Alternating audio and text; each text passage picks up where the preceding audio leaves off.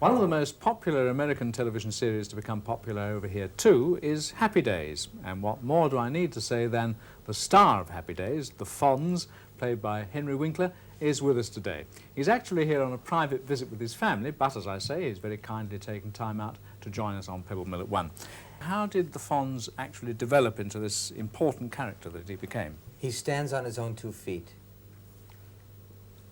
People, at least when it first started in America, people are always wanted to stand on their own 2 feet, and sometimes don't have the courage to do so. So he became the spokesman for young people saying, "Hey, wait a minute, I count too," you know? Had a great sense of morality, a great sense of loyalty. So then over the years, as the more mail came in, he got more pages, you know, more lines to say. And then we started to take him into different areas. But how much of that was your actor's ego, if you like, building up the part, and how much of it was the character taking over? I would think that it was 50-50. The ego in the positive sense of pushing me forward in order to expand him, not to make him stereotypical, not to make him the easy character, you know, just chewing gum and, you know, standing there talking. But he had points of view. I remember once, just a line off the top of my head in the middle of a show, I was talking to this gang, and I just said, "Leave my friends alone, live and let live." I went to a home for abused children. One of them came up to me and said, "I like when you say live and let live." This child was just beaten by his parents for no reason. You know, the juxtaposition of... So he just kept growing. What do you think, though, generally speaking, is the appeal of the series? I mean, is it just the nostalgia for that particularly innocent period? Nostalgia is one. Interestingly enough, what the nostalgia did was to bring the entire family under one television set. The parents saying, "Oh, that's the way I lived." The children saying, "Was that the way it was in the good old days, Mom or Dad," you know? So they got to share an experience, believe it or not, with a half-an-hour piece of fluff, which I thought was real interesting. The family element of the show, there is nothing like a fantasy of your wonderful nuclear family. Everybody getting along, everyone sharing, everyone, you know, caring. That had an appeal. The Fonz character, because he was so different from other characters that have been seen before. Because you yourself, as Henry Winkler, are Right. very, very different to the, or at least your background to the Yes, Fonz my background very is different. because you're very highly educated, you're an MA, you studied child psychology. Did all this come as a surprise to your fans? I have no idea. I would say that the comment was, "You do him so well, I had no idea there was another side to you." Do they mind it? No, not at all. And what about... I can say, I don't mean to interrupt you, but I have found that out over 8 years. They don't mind it at all. What about the fact that you studied child psychology? Is that something that you now feel perhaps you've missed?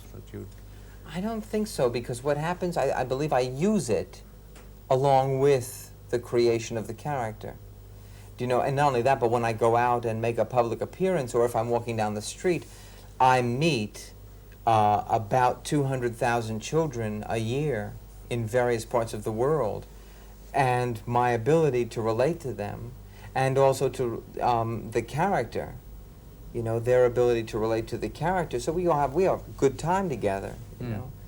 You've branched out considerably in recent years. You now head no fewer than 3 companies. Yes. You have a production company for television, for movies, and now for a musical. Why do you feel this need to be in charge? It's fun to be in charge.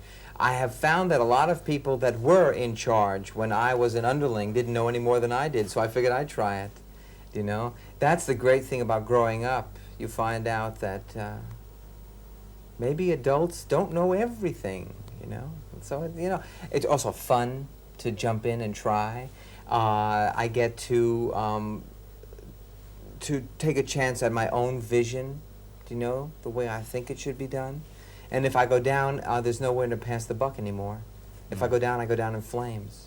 It's quite significant, it seems to be, that 2 of your television productions have been about physically handicapped people.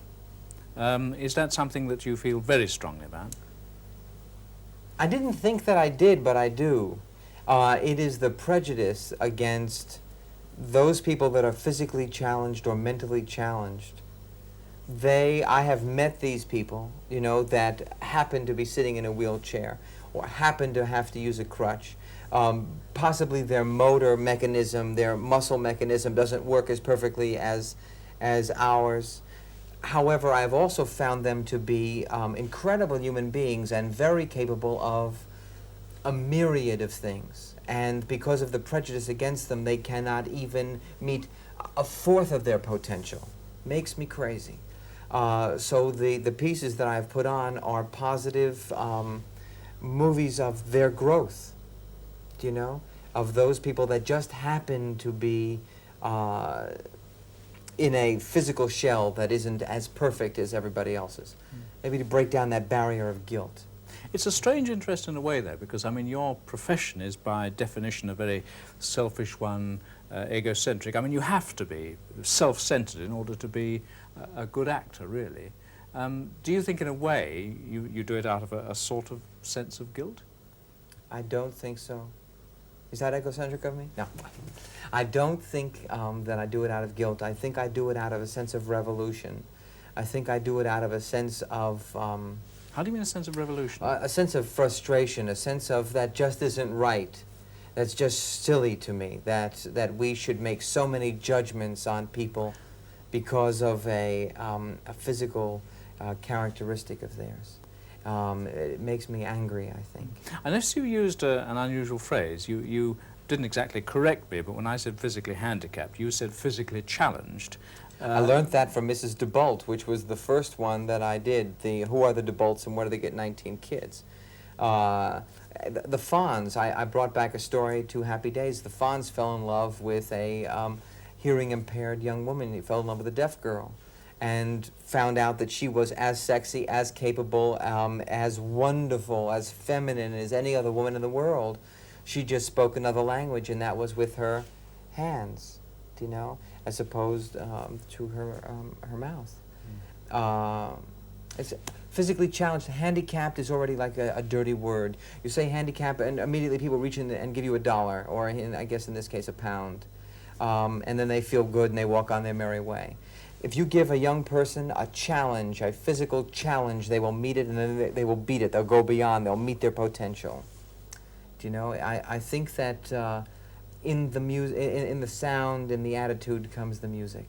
I think the word is very important. You know. So, what do you think? I mean, ideally, where would you like to go professionally in, say, the next 5 years? I mean, you have these production companies. I mean, what have you got? I would like them all to be working. I would like them. I just finished an after-school special for young people called Run, Don't Walk. I have 2 more planned about children's rights. I want the nighttime programming to get and movies for television and movies. And then my music company, I have one composer, Randy Edelman, who I believe is a very popular recording artist over here in London and in England. He brought me a Broadway play, and we are now producing that for Broadway, called Panama. What is about the Panama about Canal? The building of the Panama Canal. Yeah. Has it been written? Not yet. It is being written as we sit here at this moment.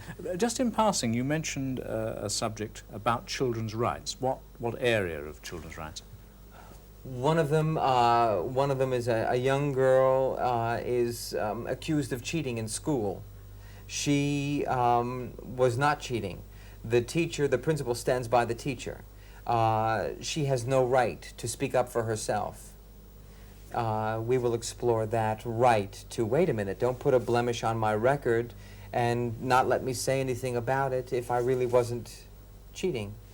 Parents get divorced. The father has a lawyer. The mother has a lawyer.